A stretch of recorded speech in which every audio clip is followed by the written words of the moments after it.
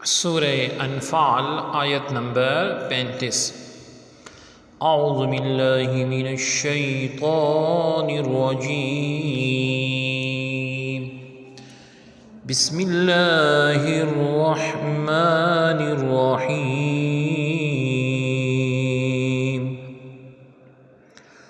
وما كان صلاتهم عند البيت إلا مكاء وتصدية فذوقوا العذاب بما كنتم تكفرون۔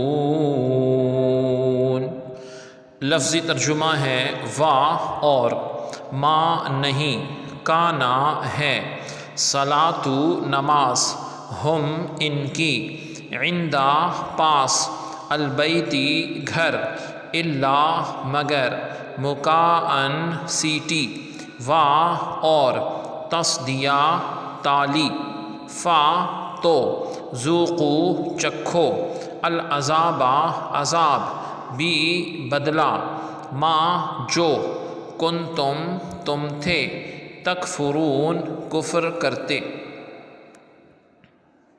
بامحاورہ ترجمہ ہے اور بیت اللہ یعنی خانہ کعبہ کے پاس ان کی نام نہاد نماز سیٹیاں اور تالیاں بجانے کے سوا کچھ بھی نہیں ہے، سو تم عذاب کا مزہ چکھو اس وجہ سے کہ تم کفر کیا کرتے تھے۔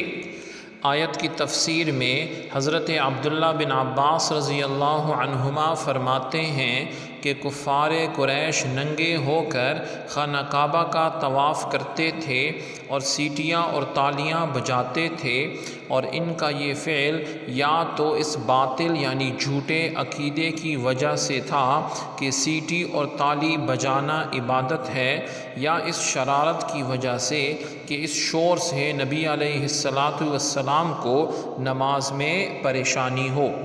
پھر انہیں عذاب کی خبر دی گئی کہ جو کچھ تم کرتے تھے اس کی سزا تمہیں ضرور دی جائے گی۔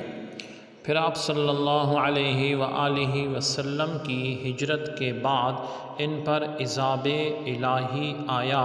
بدر کے دن ان کے تمام سردار مار ڈالے گئے یا قید کر دیے گئے، ساتھ ہی اللہ تعالی عز و جل نے انہیں استغفار کی ہدایت بھی نہ دی کہ اپنے کفر و شرک سے اور فساد سے ہٹ جائیں، اللہ رب العزت سے معافی طلب کریں۔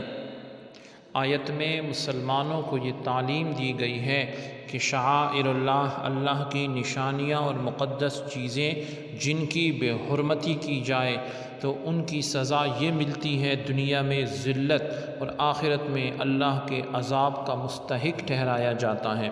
سبحانک اللہم و بحمدک، اشہد ان لا الہ الا انت، استغفرک و اتوب الیک، وصلی اللہ تعالی علی خیر خلقہ محمد وعلی آلہ واصحابہ اجمعین برحمتک یا ارحم الراحمین۔